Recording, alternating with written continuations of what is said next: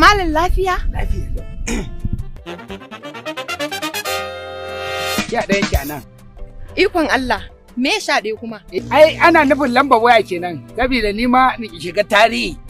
Ai ga miki magana ta gaskiya tunda nake ban taba ganin mai kyau kamar ki ba.